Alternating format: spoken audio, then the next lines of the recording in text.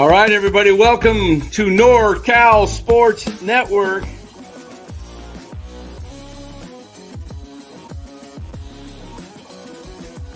And this is the same hat that Brock Purdy's dad wears. Chat loves it when Marty Lurie comes on. Anytime you lose a game this time of year, when you can't go backwards, it's a problem. All right, everybody, welcome on in. NorCal Sports Network. The Giants, another day, another game, another victory. They keep it up. They're rolling right now, 12-4 on the season as they take down the Phillies in game one of a four-game set, 10-4. We're going to get right to it all. Break it all down for you right here on NorCal Sports Network. But let us thank our sponsor first of this show. That would be Chapman Law Group. Chapman Law Group, located in Marin, licensed in all of California. So if you're in the Bay Area or if you're in somewhere else in California, you need help with a legal matter, especially if you've got a personal injury case, make sure you give Chapman Law Group a call. Don't settle without calling Chapman Law Group. 415-613-9483. Let them know NorCal Sports Network sent you. Wow, guys, it's on, man. Giants are playing well, and they get what a night for Tyler Fitzgerald. We're going to go through it all. We'll break the game down for you. We'll cover the stars of the game. And, Daniel, that's right. No runs from the bullpen tonight. Landon Roop gives up 3 runs in the bottom of the first, looking shaky, like he was literally probably one more batter getting on from maybe being pulled. And he is able to get through 5 innings and get the victory. Wow. Yeah. And I see a little comment about the ump. Yeah, that was a bad call on JT Realmuto. Called strike 3. That's you got to give some of that credit to Patrick Bailey. That's why he's a Gold Glove catcher there. You know what? I'm gonna have to turn my hold on here. Hold on. I'm getting text here, so I'm gonna have to turn my phone off here in a minute here because I get lots of text. Anyway, Giants looking fantastic tonight, and with the bats. Let me pull up, give you a breakdown from the scorecard here, and we'll break down the ball game for you, because it was it started off pretty ominous, right? It didn't look good the way things were going. But the Giants have had a way of just bouncing right back after they get knocked down. They don't wait this year. They're not down the whole game, 3-4 runs. They're bouncing back quickly.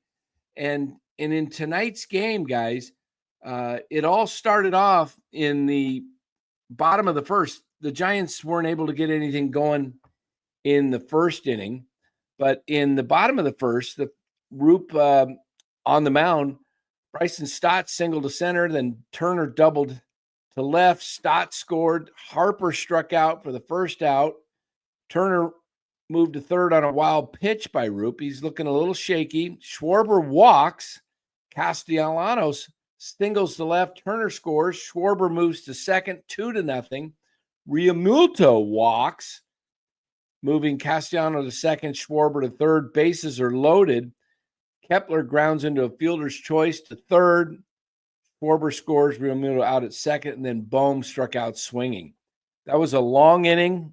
I think he had close to 40 pitches in that first inning, and you thought, man, you better hope he is not too quick of an inning, right? Where they go back out there and quickly. Roop needed some rest.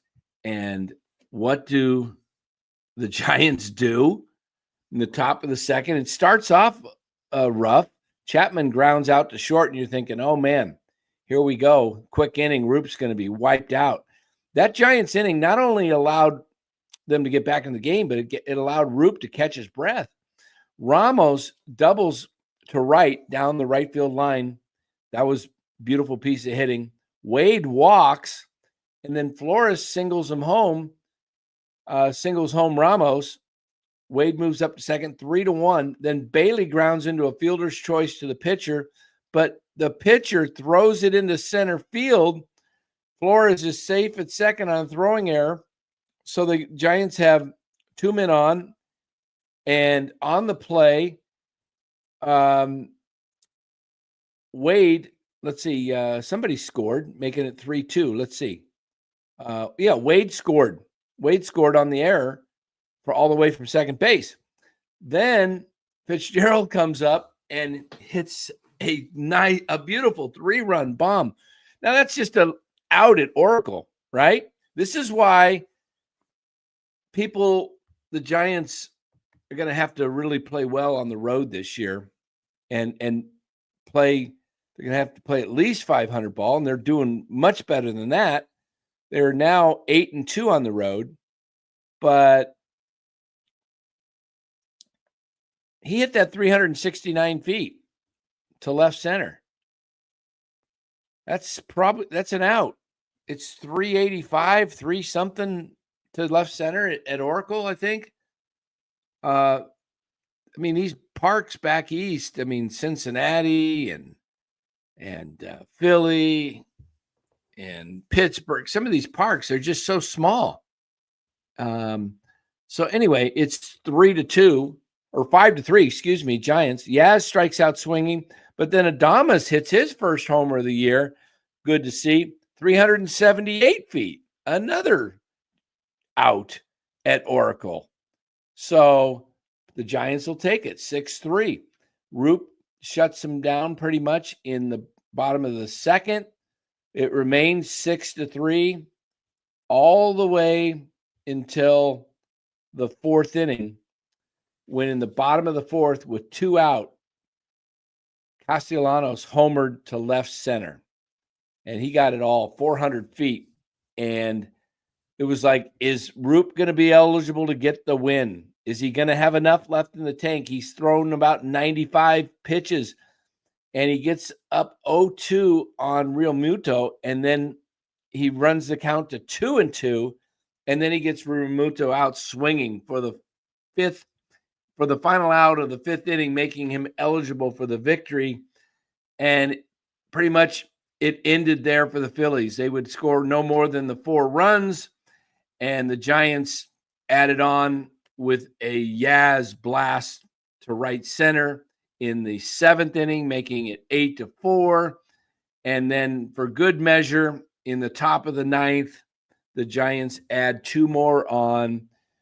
Fitzgerald doubles to center, Yaz doubles to right, Fitzgerald scores, and then Chapman reached on an infield single later in the inning, and Yaz was able to score. That Chapman got it in the hole, and he beat the throw out from Turner, long throw.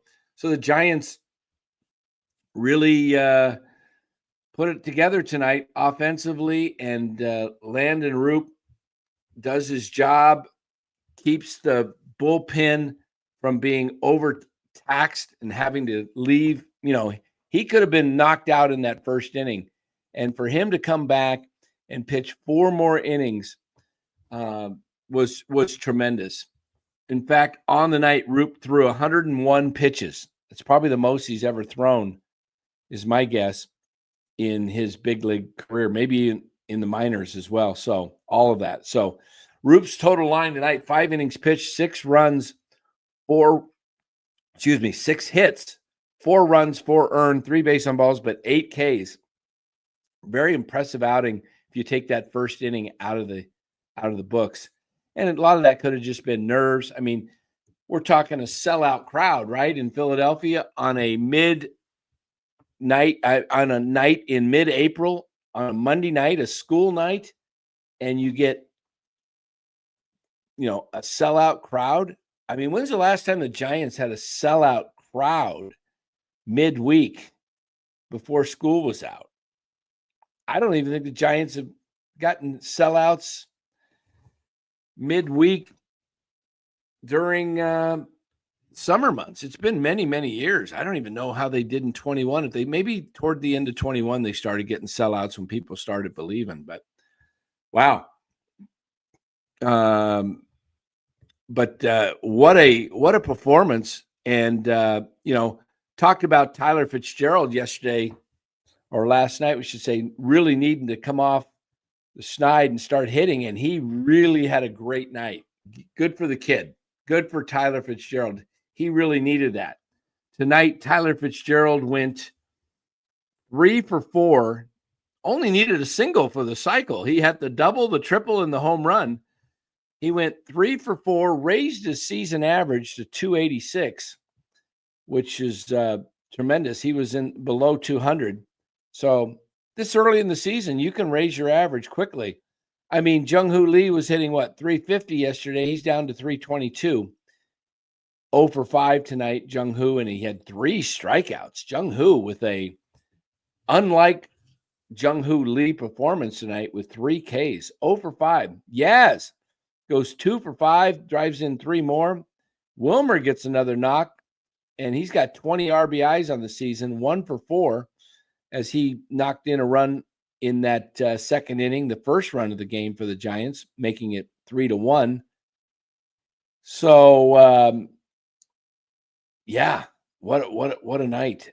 What a great night all around. Willie Adames, as I said, got his first home run, and the bullpen was pretty good. Eric Miller was a little shaky for me, but able to get the job done, and everyone for the Giants was able to hold the line out there, so to speak, in the bullpen. So I tonight I'm going to give my 3 stars of the game. I'm going to take my number 1 star is going to be Tyler Fitzgerald. Hits the big 3-run homer, goes 3 for 4. He really needed that boost of confidence. Maybe this gets him going. Good for Fitzgerald. So he's my number 1 star. My number 2 star, I'm going with Yaz. Yaz had a good night, a double and a home run, 3 RBIs. And my 3rd star of the night, I'd love to give it to Elliott, but I'm going to go with Landon Roop. Landon Roop kept the Giants in the game. Not only kept them in the game, was able to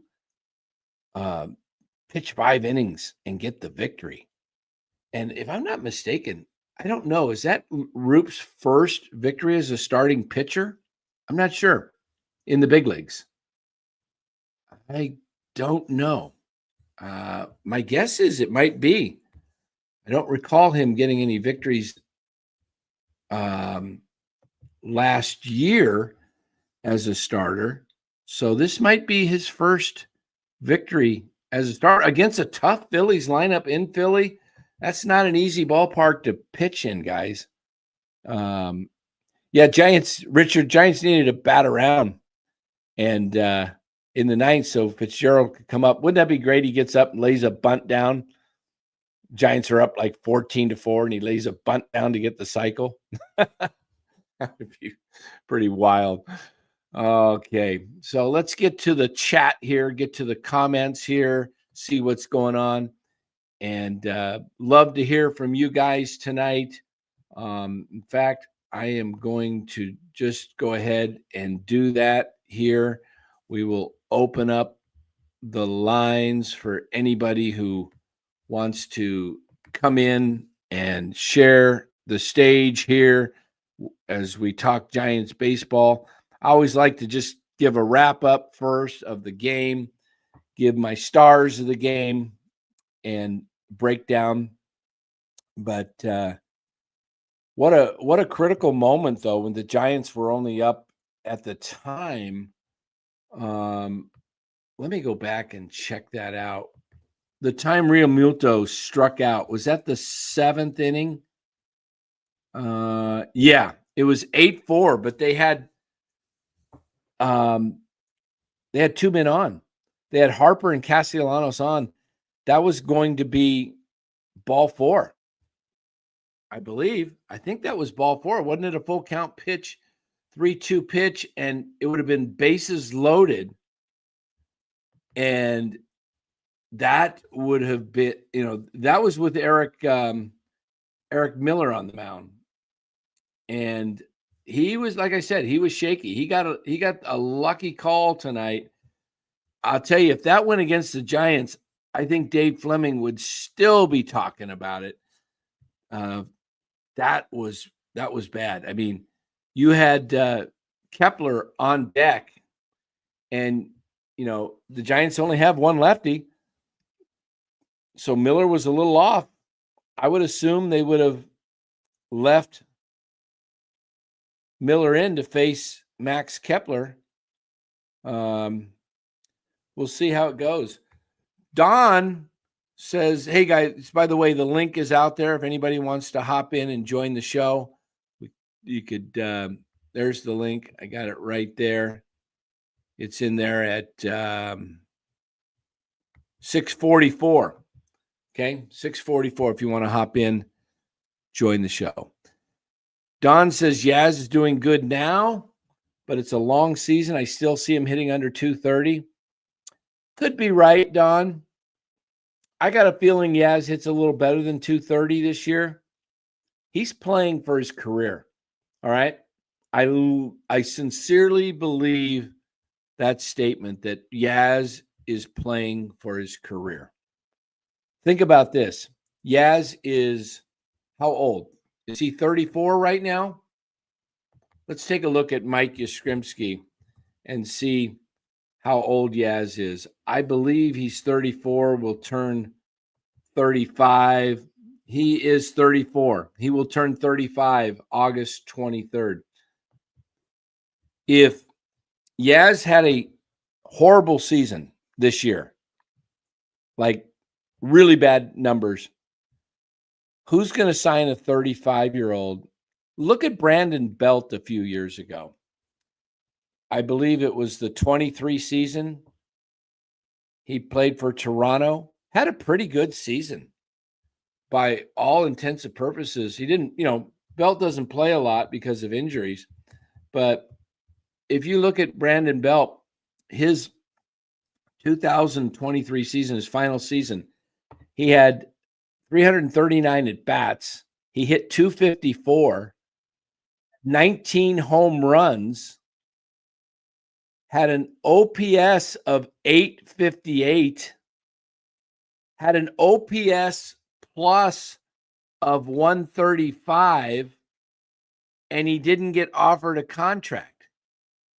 Brandon Belt. Now, if Yaz had an awful year, that's why I say he's playing for his career. Look at Alex Verdugo. Isn't he out of the game right now? As far as major leagues, did anybody sign him yet to a major league deal or a minor league deal? I think he signed to a minor league deal. I'm not sure. But I believe Yaz is playing for his career, and crazy things happen to people when they looks like they might lose their livelihood. True says, Don, he's with the Braves. That's right. Verdugo. Is he with the big club? But look at Verdugo. It took him he didn't get signed all spring. We welcome in Deloading to the show. How's it going, Deloading? What's up, Dan? Hey. Oh, Juan Soto just homered. Okay, there we go. He's on my fantasy team. Okay, very good. Finally, Soto is only his second homer of the year. What'd you think tonight? It's kind of hard right now because it's just the start of the season to get super amped over wins like this, but they're playing great, and I love to see it. If you would have said that they would have started this roadie out 3-1 before the year started, you would not have believed it. So the fact that they're playing this good against some pretty solid teams is just exciting to see. I think the biggest thing is that the last 3 years, if they had gone down 3-0 in the first inning, you would have just turned the TV off and expected them to lose. But right, they're getting back into games that they're going down in, and it just looks like a new ball club. Yeah, it really does, and that's a great point. Last 3 years, because you would have, you would have just said, they're not coming back. They're so boring, they can't hit. But this team is figuring ways out. I mean, look at tonight, the production the Giants get out of Lee and Chapman. Chapman was basically Lee and Chapman, they're 3-4.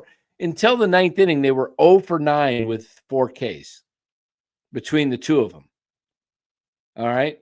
Chapman finally got a base hit, infield hit, and got a run.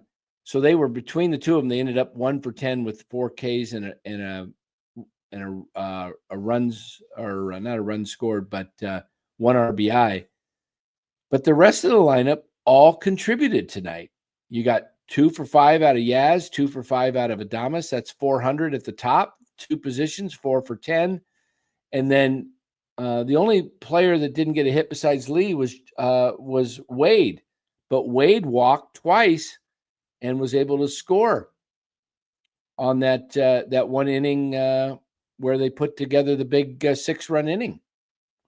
So everybody contributed. Flores was 1 for 4 with an RBI. Bailey 1 for 4 with an RBI. No RBI but a run scored. Flores also scored, and Fitzgerald. What a game! What a game! I mean, he not only got 3 hits, he smoked the ball. Let's, as Mark Graves says, let's hope this is the start of a hitting streak. Yeah, let's hope he can put it together. Fitzgerald might have been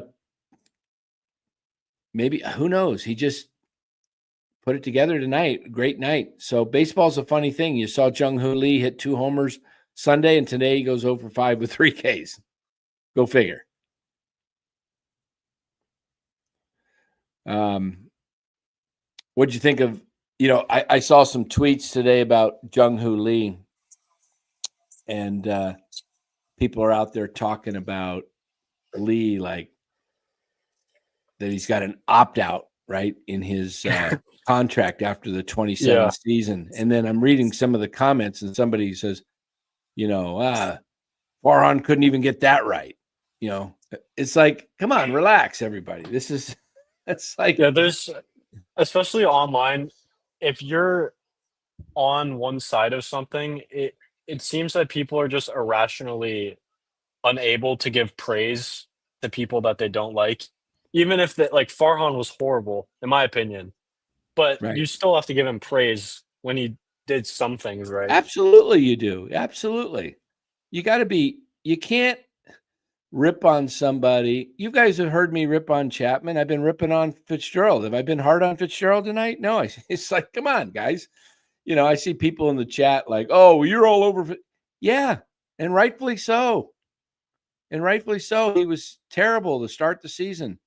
And it's one good game, but let's hope he keeps it up. Look, I'm pulling for these guys, but I'm not going to sit here, and I'm also not going to go game to game and say, look, baseball's a long, long season. Guys that are hitting 3+100 in April may end up hitting in the low 2s by the end of the season. So it just happens. Absolutely. And just another thing on that is that people don't understand that just because if you somehow say something negative about a player's performance, that you're unable to boost them up or give a positive opinion on them like the next game. It's just it's a long season and things change, and so do opinions on players. It just happens. Yeah, it's an evolving. Sports is always evolving. It's never. I mean, just listen to ESPN and Stephen A. Smith's takes. I mean, if you listen to him a month ago, the Warriors are going to win the NBA title. You listen to him a couple weeks ago, they're not sure they're going to make the playoffs. You listen to him a week ago, oh, Steph scores 50 something. Oh, look, this team's and then now He's it's the like, worst with that. It's so bad. It's like, just up and down. I mean, and that's what feeds a lot of people's opinions. And because he's so magnanimous out there, people take that and think that's like what you got to be to make us sports takes. Look, It's just the worst end of it because there's no nuance to it. It's just the farthest side of each uh side of the discussion. If when the Warriors won against LA and Denver back to back, it was like the Warriors are going to the finals, and then they have one bad game. It's now they can't even beat a team in the first round.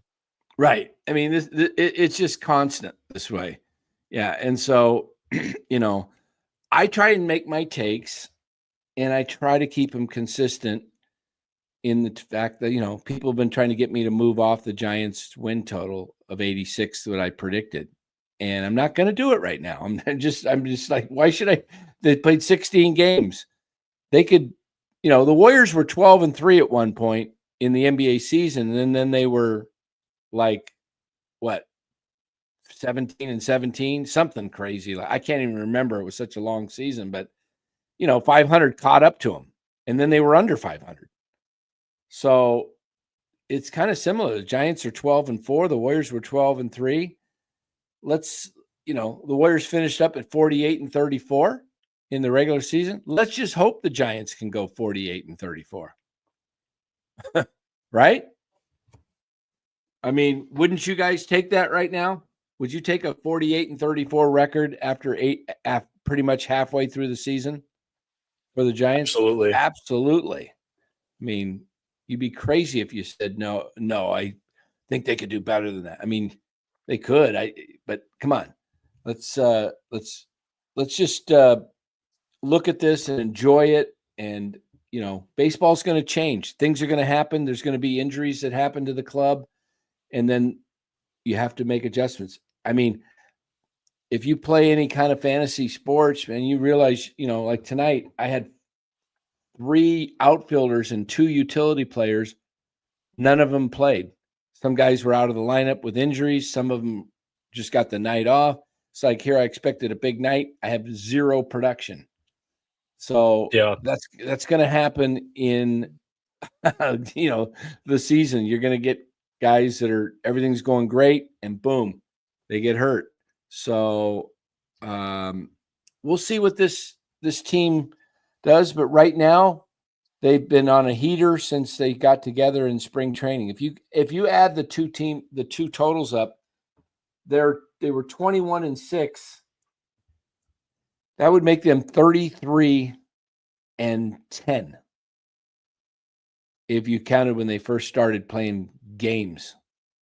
Now, obviously, you're not counting the 21-6, and they not. It's just many guys played that are in AA and single A that were part of those 21 victories. So, but the point is that meant a lot more to a team like the Giants because it was a new regime and it was coming from such a horrible place.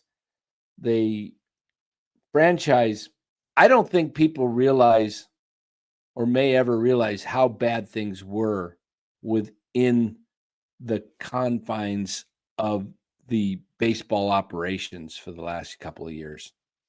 They were really that bad. I think is more evident than ever in this game. If Farhan was still in this franchise, that Yaz would have never been up No. in that spot to hit that home run. Right. He would have been taken out for a platoon hitter. And Yep. Bob Melvin has the ability now to manage the team like how he wants to manage the team. And just little things like that show how much of a culture change is in this locker room. Great point. Great point. And did I not tell you guys in the off season that you're going to see a different Bob Melvin this year?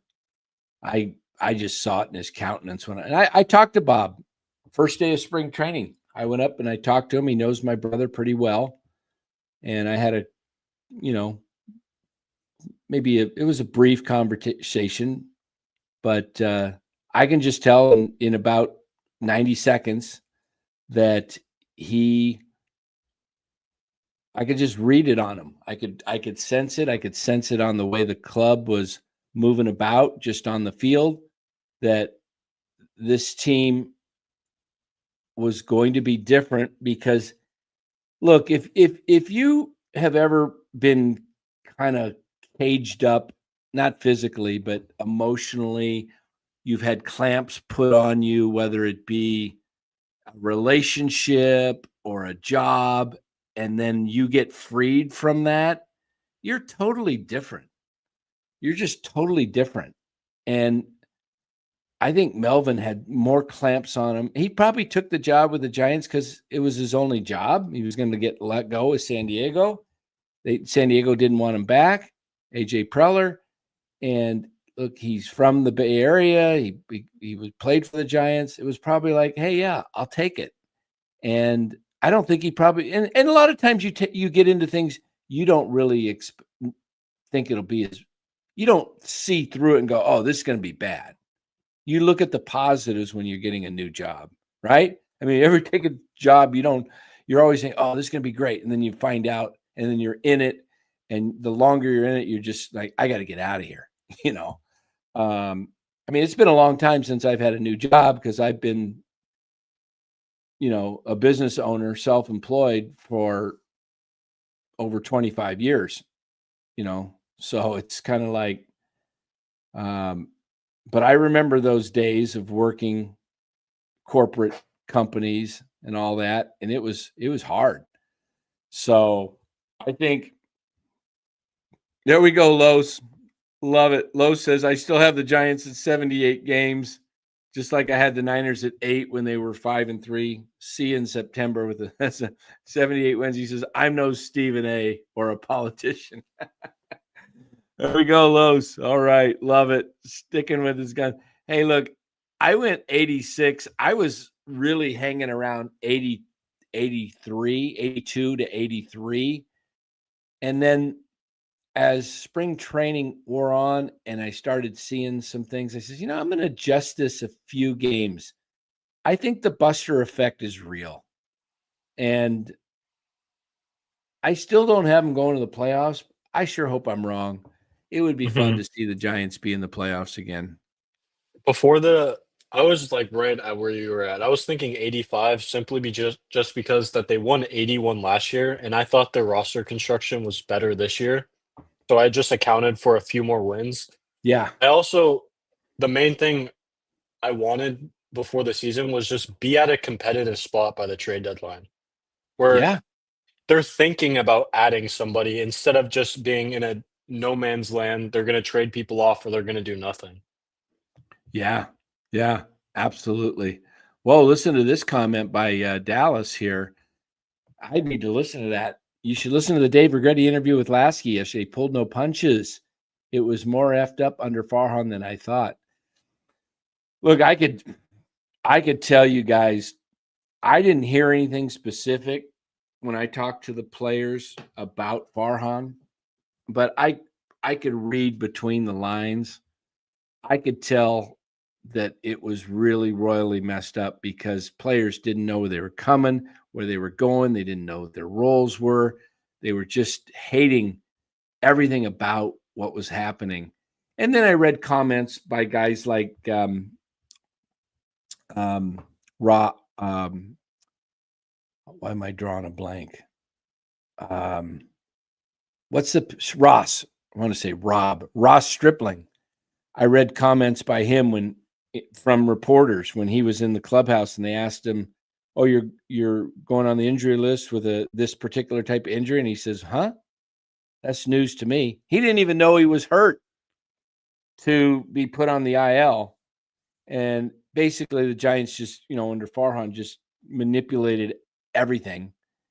And then when he went to Sacramento to pitch, he drove from the city up to Sacramento, and as he was walking up, parked his car at the stadium, was walking, he got a phone call from the Giants saying, "We need you in San Diego.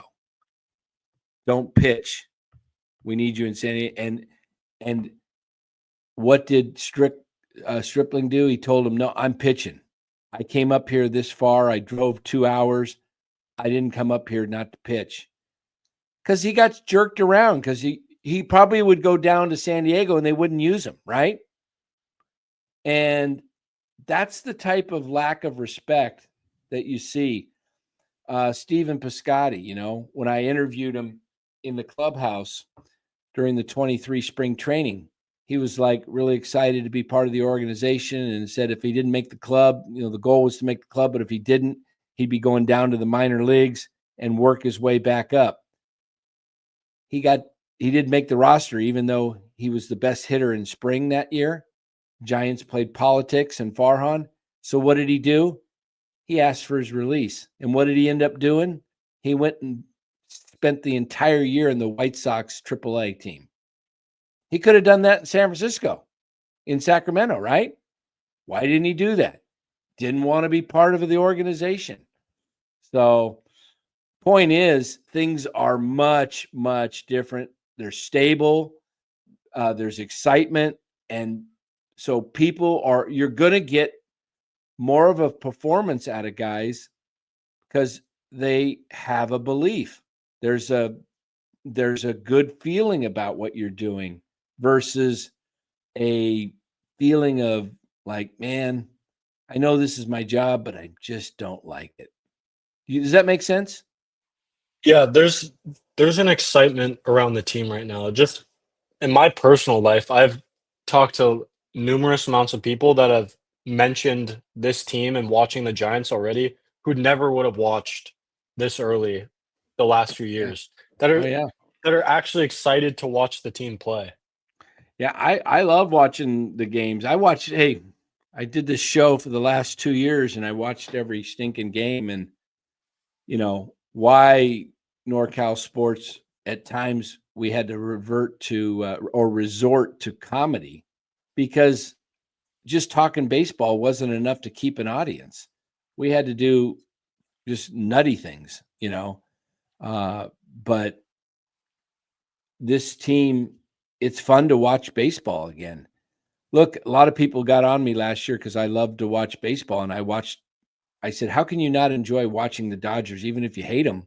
How can you not enjoy watching the Dodgers play baseball if you love baseball? And I still Yeah. don't get people who say, "Oh, you can't. How do you watch the Dodgers, Dan?" Well, I enjoy good baseball, and I liked to watch it last year. And they were as much as I hated them, I still enjoy watching guys hit the ball in the gaps, hit it out of the park, steal bases, do things right fundamentally. So the Giants are doing those things. Maybe not to the degree that the Dodgers have done, but they're still enjoyable to watch. Well, they're doing it Yeah, better we had right to now. do exactly NorCal, but we had to do fart noises to cope with the misery. Absolutely. And when It the was team's better, there's just more things to talk about. When the team yes, sucks, it, it gets tiresome just repeating the same old points about why they suck because nothing's changing. When they're actually playing good, there's a ton more things to talk about.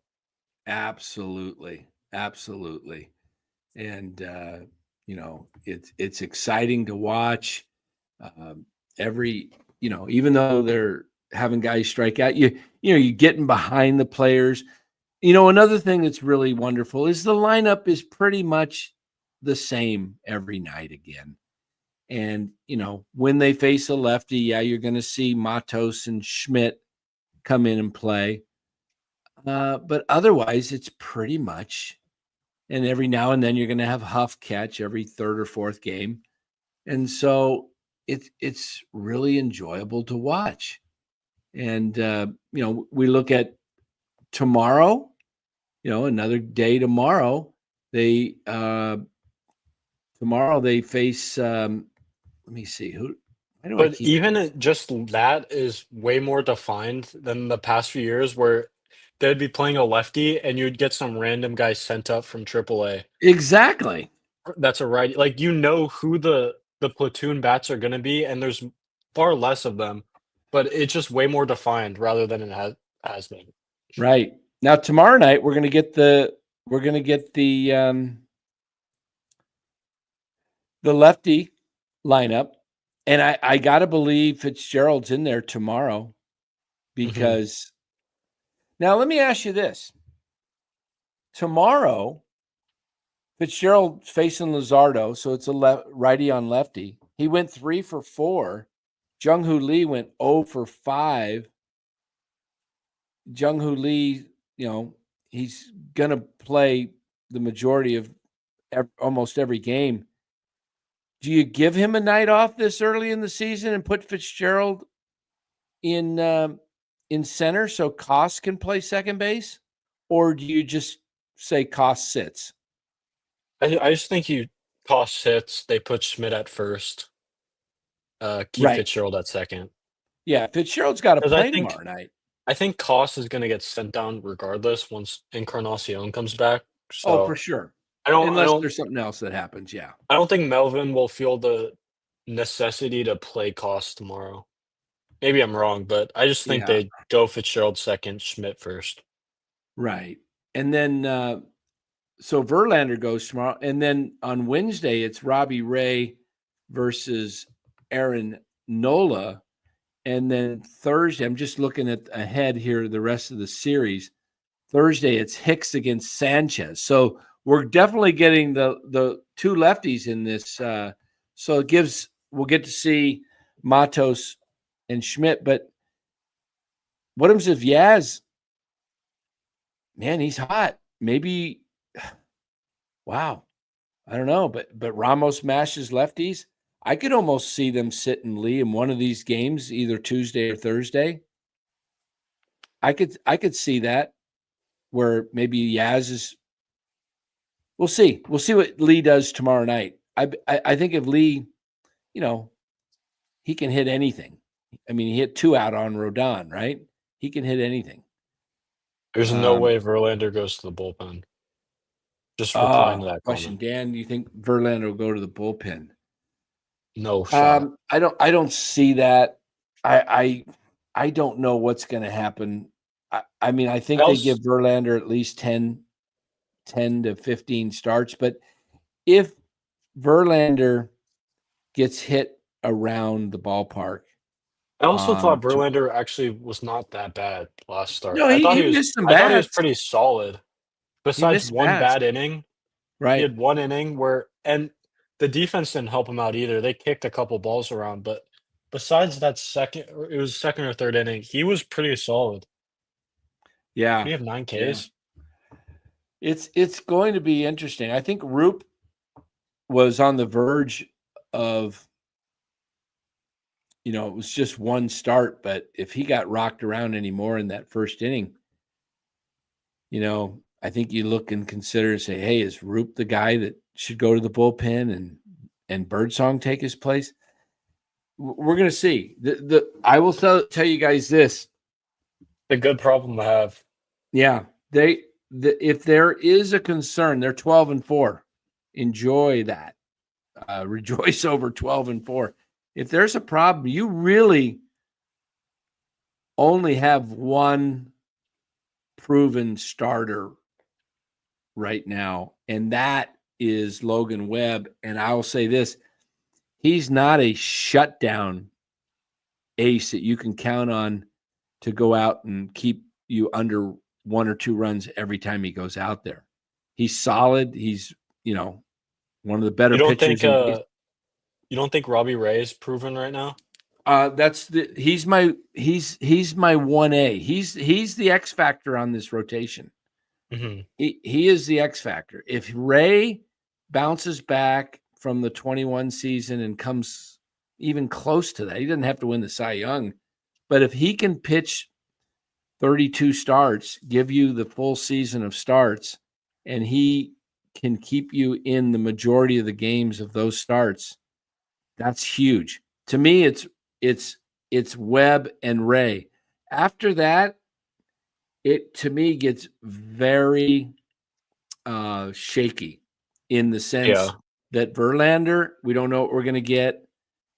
Hicks, I don't know what you're going to get depending on his stuff, how he's feeling, and then Roop.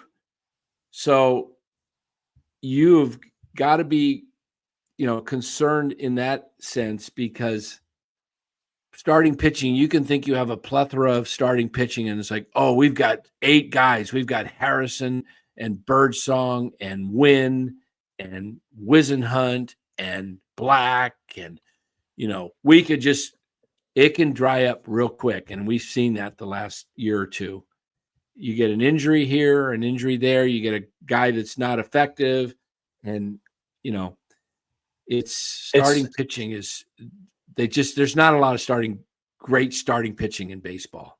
It's kind of like the Warriors issue earlier in the year where they're like, we have 13 guys in the rotation that we feel strong with. And it's like, okay, that's great, but if you have 13 guys you think that you could play, then you don't have a set defined group of like really good guys that you think are going to be the top options. You know what I mean? If you have too many players that you can play, then you don't have a group of really solid guys. Right. Exactly. Trying to read this. What is this? Can you make sense of this one? Dan, this team will win for 3 years, 36 million, and didn't Eve. You get that? Didn't. I have no idea. I can't make sense of the whole statement. I'm not sure. Jim, maybe you can help us make sense of your comment there. Okay. Looking here through the chat. How's Harrison doing? I haven't heard, actually. I need to check with Cody on that and see what's going on, because I haven't been paying attention the last week on that. What else do we got here? 222.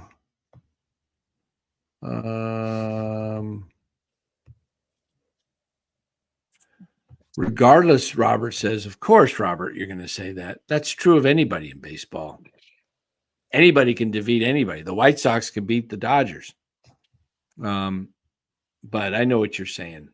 But Robert, I'm not even going to try to tone you down. I know you're going to be Robert, so go right ahead and enjoy this. And I hope this is a season that you are right on. That would be fun. I got $5 on him winning the World Series. That's $5 to win $500. That would be my best bet ever. I should have done. That's pretty good. Now I'm regretting I didn't do 10. I said I did it right here on the show, and I said $10 to win 1,000. I said I'll throw $5 away, but I'm not throwing 10. I should have done it. Oh man. What do you think of my other bet today, deloading? I took the Clippers. I was looking at that like 2 hours ago. To win the Western Conference. Oh, to win the Western Conference. Just to win the West. I was just looking at them to win the Denver's. They're plus money in the Denver series. I know. I heard that too. I got plus 1,300 on them, so I put $30 down to win 400 against the.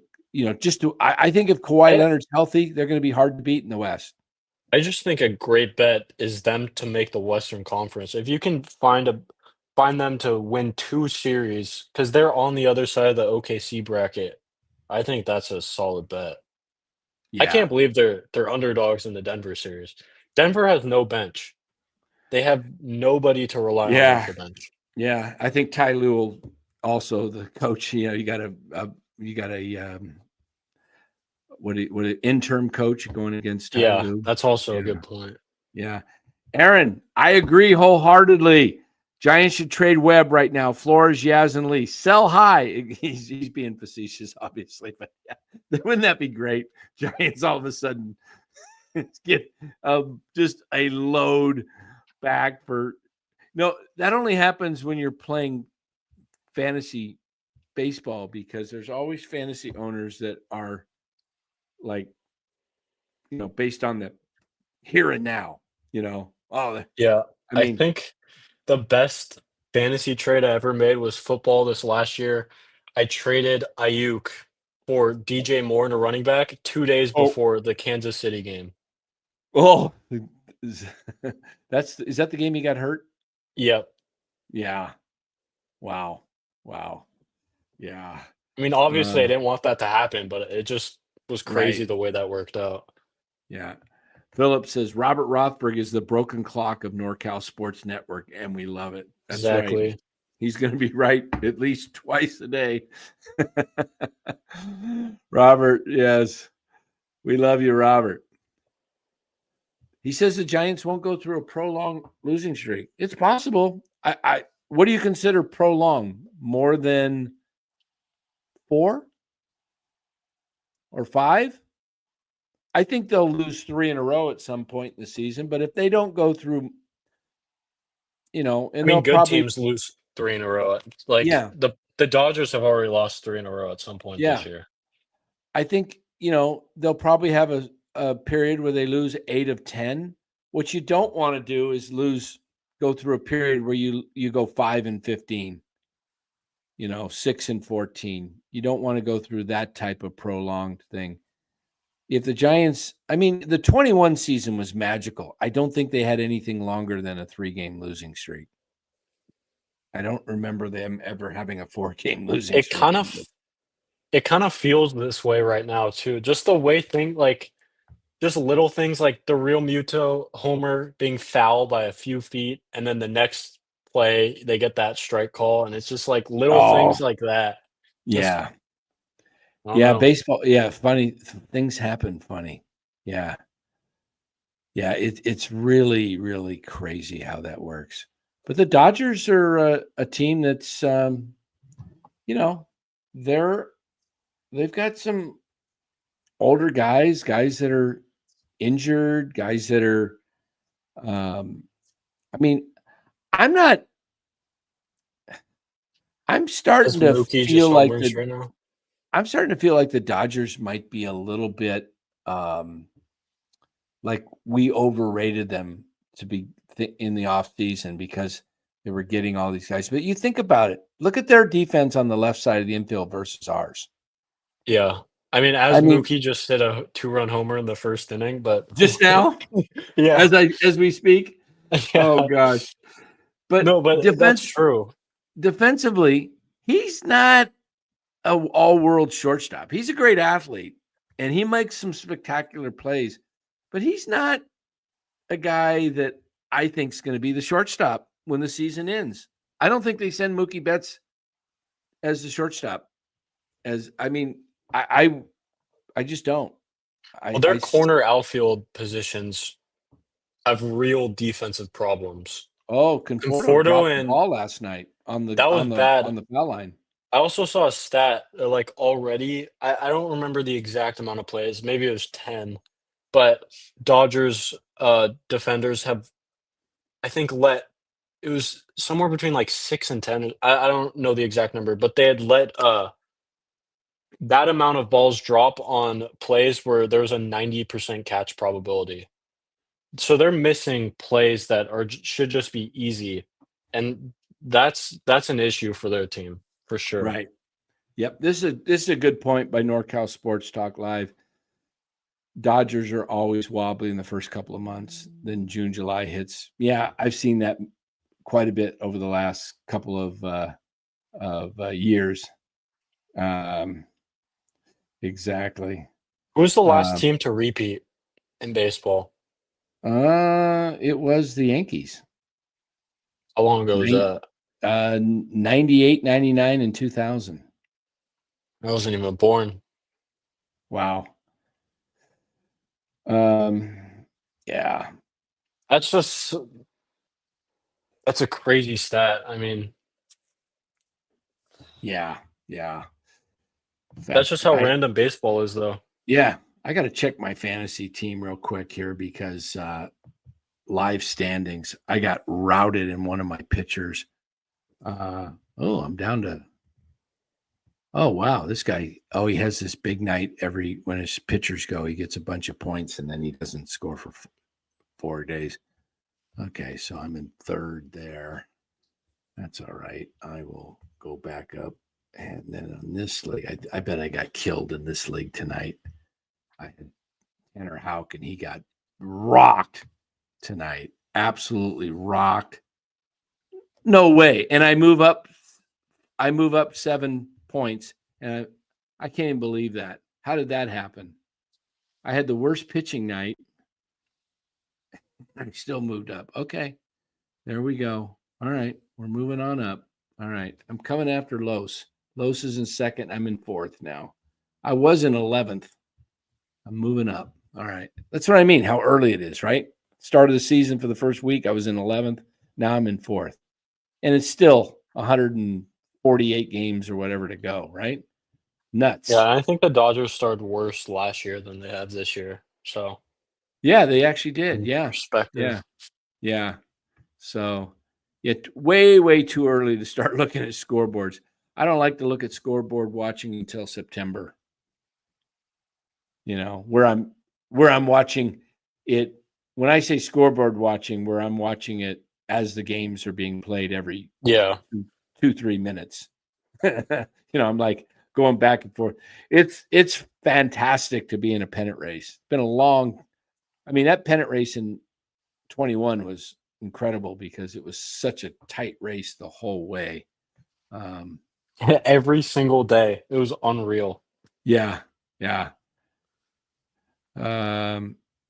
Whoa, look at this fact, Kevin.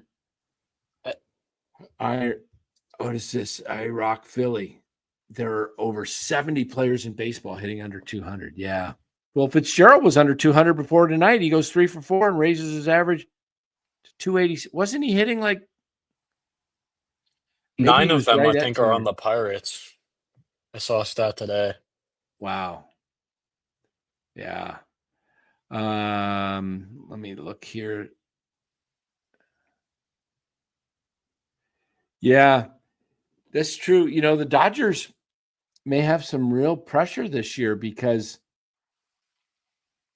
they've got San Diego and Arizona to contend with, and then nobody expected the Giants to be playing this well and at 12-4. If the Giants, because Arizona is doing or San Diego is doing so well, they're 10-0 at home, by the way. San Diego and then Arizona is going to be there, and the Dodgers, that could really be making the Giants even better because they have to be. You know what I'm saying? Yeah. They're only, you could have a possibility that you end up with 4 teams from one division making the playoffs. I don't know if that's ever happened. That would be wild. They get all 3 wild cards. That would be kind of cool. But you know what? Way, way early. We're just talking. The Padres have 3 shutouts going in a row right now, and they're up 1-0. They're going for 4 shutouts in a row. Wow. It's the 3rd inning, though. Yeah, but hopefully they don't get it. We need. What happens if you know what? I haven't even looked at the standings for a couple I think of days. there's a real chance Arizona's the team that falls out there. Really? Of the 4 teams. Yeah. They're good. I know. I have more faith in. Obviously, I'm being super optimistic about the Giants' chances, but I'm in terms of like San Diego, LA, and Arizona. Yeah, I could see that Arizona, but they still. Yeah, it's interesting. I think the Cubs do pretty well and win the Central. The Braves they're starting to pick it up a little bit. They were 0-8. They're 5-11 now, so they're 5-3 in their last 8. We'll see how this thing ends up. But hey, guys, Giants win it again, 10-4 to go to 12-4 on the year. And you know what? Let's take a quick peek at the standings just for the heck of it, shall we? And then we'll get out of here. Here's a look at your major league standings. I haven't even fixed my hats yet. What do I got? Phillies, Mets, Marlins. Oh, that hasn't changed. Cubs, Cardinals, Reds, Brewers. Cubs, Cardinals. Oh, I got to flip the Reds and Brewers and the Pirates there. So the West is all correct. There we go. There you look at it. Giants 12-4 playing 750 ball. In the American League, I've got the Yankees, Blue Jays, Rays. Okay, Boston's fallen to fourth. Have to fix that one. Detroit's on top. And then we got Cleveland, Kansas City, Minnesota, the White Sox. I am not moving that White Sox hat all year. I'm just not going to do it. But they're only a half game behind the Twinkies, the Minnesota Twinkies. Oh, my gosh. The Twins are off to a horrible start. Angels, Rangers, Mariners, Astros, A's. Wow. White Sox, though, hey, they were 2-12. Or wait a minute. I thought they were 2-10. I'm sorry. It was 12 games they played. They're 4-11, so they've won 2 of 3. Did they play today, the White Sox? In the banner. Let's look at the scores here. All right, the out-of-town scoreboard here brought to you by Farmer John, the greatest tasting hot dog in all of America. Farmer John. Okay, now let's see. We got the scoreboard up there. There we go. I got it. They did Scoreboard. not play today. Padres lead the Cubbies 1-0, top of the fourth. Dylan Cease is pitching against, I don't know. Didn't show me there. Dodgers lead the Rockies on a Mookie Betts 2-run homer in the bottom of the second. 2-0 there. Final, Pirates beat the Nationals 10-3, and then the Giants, of course, 10-4. Boy, some big runs scored tonight in baseball. Look at this. We've got 3 double-digit games. Pirates, Giants, and Rays. Boston just getting their you-know-what handed to them. 16-1. Didn't the Dodgers beat the Cubs, or the Cubs beat the Dodgers 16-0 a couple days ago? 16-0? Yeah. Wow. Yeah, and then the Cubs beat them again last night. Touchdown and 3 field goals for Chicago. Braves beat the Blue Jays tonight 8-4. Winning pitcher Grant Holmes. Tigers over the Brew Crew 9-1. Scooble. Oh, look at that guy. Mets win again 5-1. Clay Holmes gets the win. Cardinals 8-3. Sonny Gray. Okay, that's why my pitching. I had Sonny Gray. I forgot. You know what, guys? Excuse me. I got to see if Sonny Gray went 6 innings, got me a quality start. Come on, Gray. 7 innings. There we go. The Ks weren't good, though. I need more Ks, Sonny. You're a strikeout pitcher. Okay. There we go. That is the scoreboard, I believe. Was there any games after that one? No, that's it. There you go. Wrap up the out-of-town scoreboard. Hey, guys, tomorrow night, Sean Murphy. Yep, he hit a homer again tonight. Matthew puts that up there. Sean Murphy, homers. I think that's number 4. Have him on fantasy as well. Hit another homer today and just got back a few days ago. That's right. That's at least 3. He might have 4 on the season. Sean Murphy. Good to see that. So Fossey says, where's Lou? Today's show is too positive. Lou is I don't know if he's back from the Masters today, if he got back, or I believe he's back. I'll have to check. He'll be on this week with us. He'll join us. But hey, thanks, D. Loden, for jumping in. Appreciate it. Of course. Tomorrow night, we've got 2 shows for you. We've got a 6:30 show. We've got the Giants, Phillies postgame. And then we will have the Warriors, Grizzlies. That game gets started at 7, probably 10 after. They still do okay. So we'll probably go about 30 to 40 minutes tomorrow on the Giants post game. Let's hope it ends a little early and we get on at 6:15. So, but 2 shows tomorrow: Giants, Phillies, and Warriors, Grizzlies play-in game. And we appreciate you guys being here. Make sure you hit that like button if you would. Smash it. Give it a good like right there. Smash the like button on the show. It helps the algorithms. It really pushes the show out to more people. We really do appreciate that. I'm not sure how many we've got watching live right now on the show. It looks like we have, hold on one sec. It looks like we've got 104 watching. We got 87 likes. There we go. Almost everybody. Hey, give some more likes. There we go. Appreciate that, guys. And that orange on orange doesn't look too good, does it? That's kind of hard to see. Maybe we changed the background. I was looking, I didn't get it done in time. I wanted to put a background on the show of Veterans, or not Veterans Stadium. What are they? Citizens Bank Ballpark. How about if we go to a little Giants? There we go. Now that looks better as far as now when we say smash the like button. There you go. All right. All right. Hey, deloading. We'll see you maybe tomorrow night. What's your prediction on the Warriors Grizzlies? Hopefully they win. That's my prediction. Anything that has their score higher than the Memphis Grizzlies. Oh man. That's awesome. Jaden Knott is Dan, where do you see? Is he leaving Cal? Yeah, he entered the transfer portal. Oh shoot. Doggone it. Where does Jaden Knott go? I could see Jaden Knott going to somewhere like, I could see him going to Arizona State. I could see him taking over Scatabo, right? I could see him going to an SEC school to get more notoriety for the draft.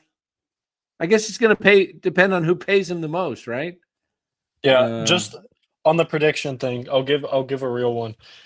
I think this game might get ugly tomorrow. I think the Warriors know how badly they screwed up, and I think they know that if they do lose this game and they have to play the 8th seed game and go to OKC, their season's most likely over. So I think they're treating this is the most important game by far. It's not even close. And I think Steph, Jimmy, Draymond know it.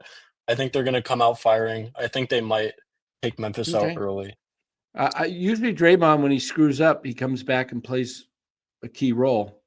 And I will say this about the Warriors. If they lose and they lose the next 2 games, we might see a massive change. Like Steve Kerr gone. I can see Joe Lacob losing it. Like, I got Jimmy Butler. We did all this to do this and lose our last 5 home games. We'll see. I don't know. We got the Sacramento gang wanting a Kings Dubs matchup, trying to make that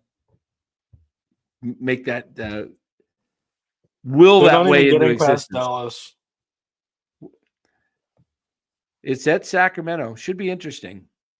Is that game Wednesday night, right? Yeah. It's a Wednesday night game? Yeah. Yeah, because Orlando's tomorrow.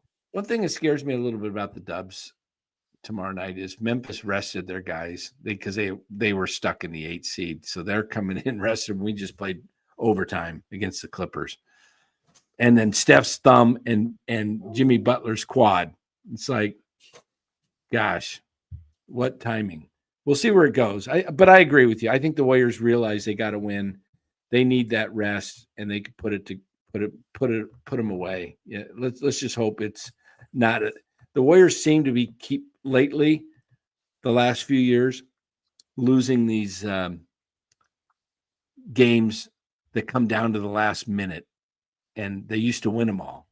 They've been seemingly losing, games by 1 to 3 points that they should win. We'll see.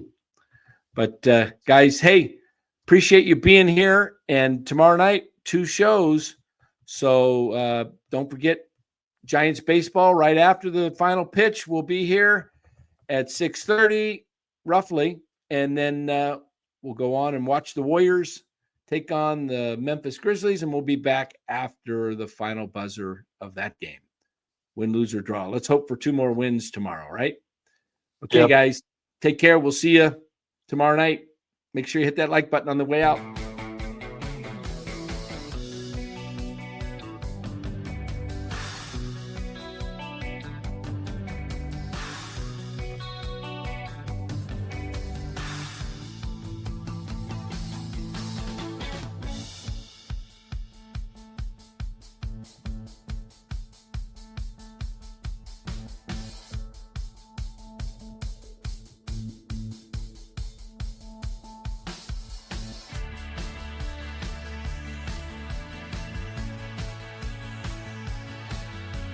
That's a true statement. Very true. They lose Tuesday, it's over, yeah.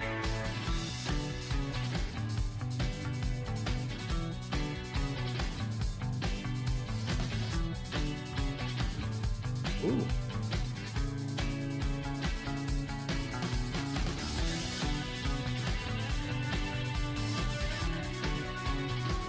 Yeah. Those were tough. Those were tough to swallow. Thanks, Philip. You guys have a great night, too, everybody.